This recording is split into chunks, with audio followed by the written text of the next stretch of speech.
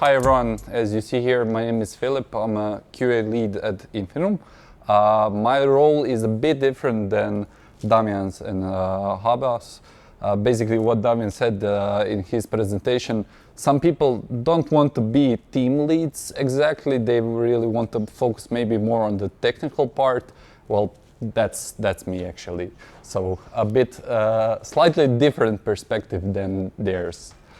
I'm truly glad to see you actually gather here in such a large number, and I hope that you will leave tonight's talks and later panel discussion with some new ideas and maybe new inspiration on where to go next in your own tech career.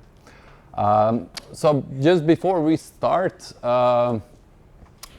you might be wondering why studying the past to shaping the future in tech.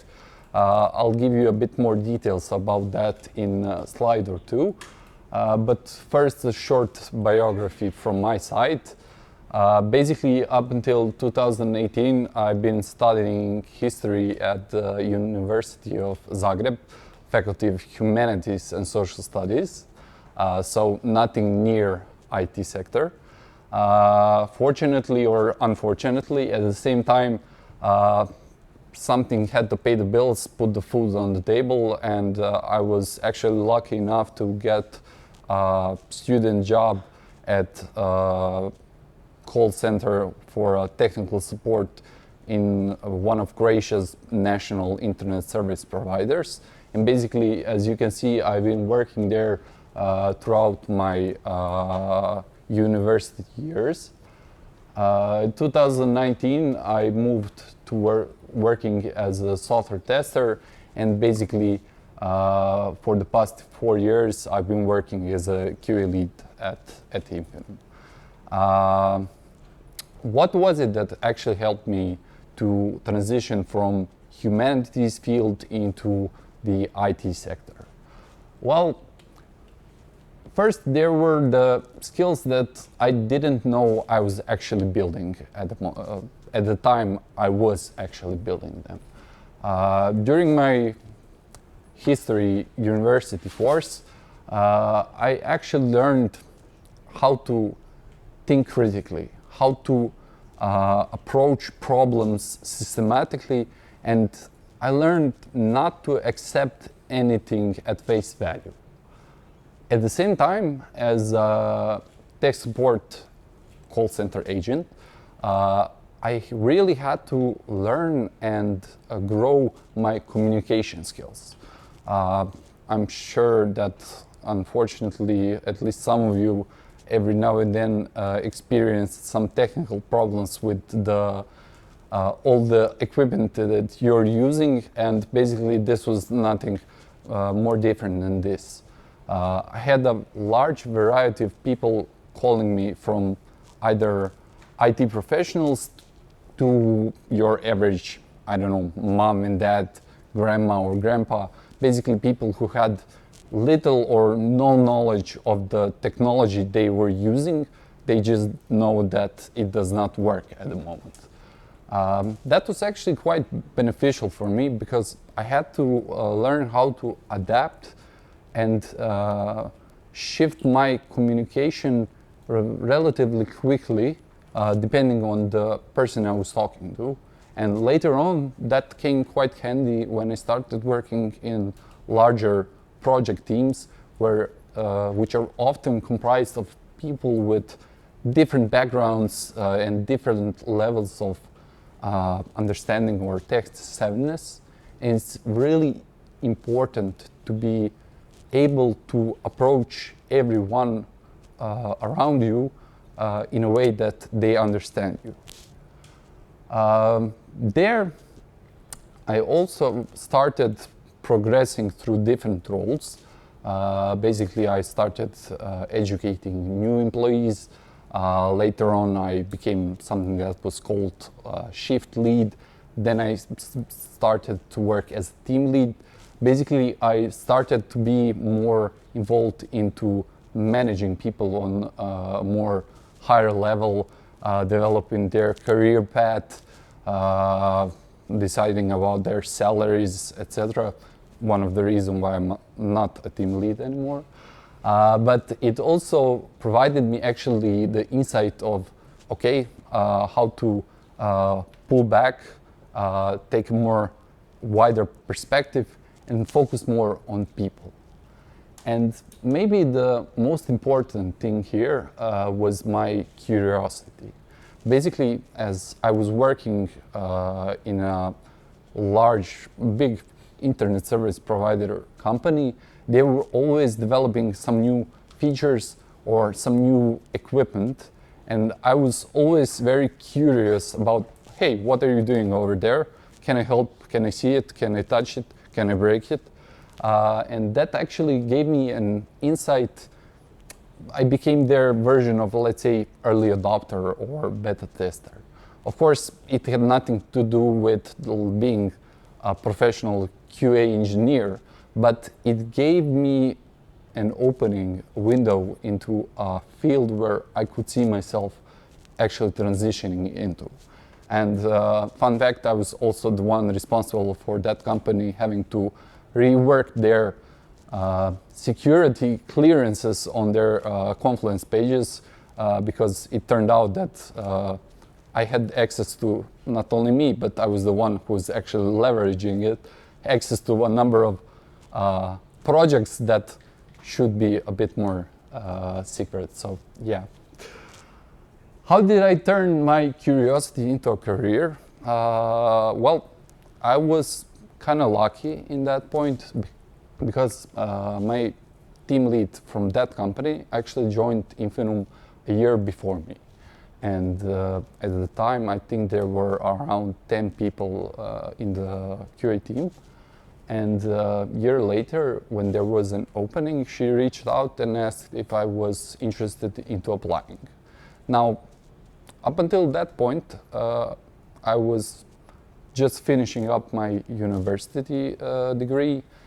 I was no longer working as a student. I was a full-time employee, and I had like a steady job that basically was like working for a government. Unless I did something really, really horrible, I knew that I could be working there basically until I retire.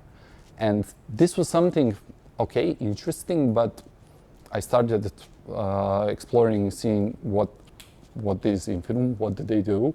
And once I did learn, I was kind of scared, like, okay, I am curious, I like to see how things work, but software tester at Infinum, mobile apps, web apps, that's not something that I previously had any experience with. But I decided, you know what the hell, let's see what happens. I applied, and basically after 3 rounds of testing, I was given the offer and I took the job. I think that at that point, that was one of the first major expansions of Infinum's QA team, where the team grew from 10 people to 15 people in like 2.5 months. So it was quite an exciting time to join the company. And one of the things that actually helped me early on was, like, not even 6 months in, I was offered by my team lead, hey, we have an open position as a local tech stories conference. Would you like to be the one who is going to speak? Like, no, I just started working like 6 months. What do I know? That was actually the moment where my team lead's support was really crucial, because he was very supportive and he encouraged me to take on that opportunity. He helped me decide which topic to speak about and how to prepare for it. And that was actually my first conference where I given a talk. The conference part is a bit over-exaggerated. It was just a local talk. But what's important, that was actually the icebreaker. And once I broken the ice with that first talk, something similar as Haba before me mentioned, it was relatively easy or easier to start attending more local meetups and talks, then graduate to regional meetups, start visiting Slovenia, Montenegro, Skopje. And basically last year I was also one of the speakers at the international CTES conference held last year in Zagreb, this year I think in Bucharest, if I'm not mistaken, right? So yeah, the key point here is it's scary, it's hard, but take the chance, expose yourself, and just push that first, do that first step. Every next step will be easier and easier.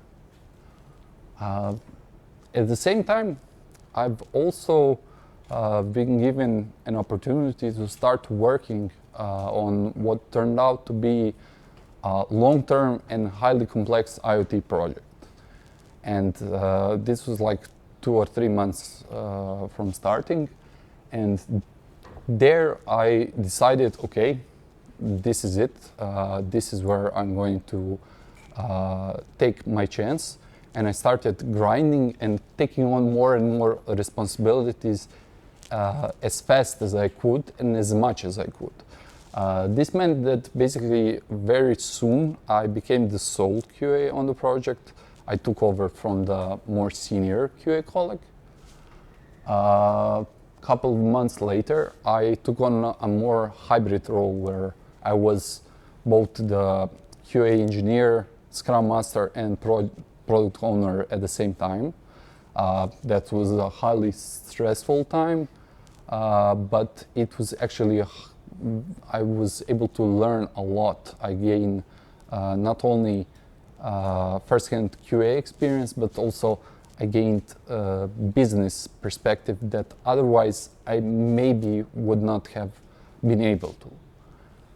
As the team grew, I became a QA lead on the project. We started with 1 developer per platform. It is a native mobile app, and 1 QA. And in 2 years, the project grew to 5 developers per platform, 3 QA engineers, and 2 test automation engineers. And being in charge of such a large team meant I had to come up with different kind of processes. I had to ensure that we are all following the same processes. I had to mentor QA people who joined the project. I think that in those 3 or 4 years, I actually mentored 7 different people who all came with who were all relatively inexperienced, and basically it was my job to prepare them and to gain the most out of them in a couple of months. That also meant I had to work with the entire project team and help them on day-to-day tasks. I had to help them define how we are going to test something. I had to help them how we are going to develop something. That was something that I always thought it's important that we don't just shell ourselves into our own, let's say, line of work. We were all working in the same project team, and it was very important that we all work together. So one of the things that, or one of the key skills that I picked up throughout those years was learn how to establish different processes, how to ensure that everyone is following the same processes, how to make sure that we are delivering as fast as possible, but at the same time not to have people burn out or being overloaded.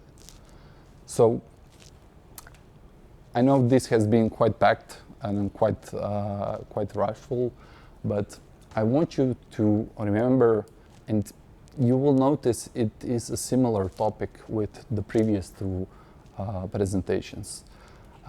Don't be afraid to step into the unknown. The key part is taking that step. Don't be afraid to say that you don't know something, and then use every opportunity you have to learn something about it and to become an expert in it. Understand that it's not all about a formal education. You don't need to, in this case, finish an IT university course to be successful in the IT industry. You need resilience, you need to be persistent, and you need to be willing to take the chances you get and make the most out of them. That's basically all from my side here.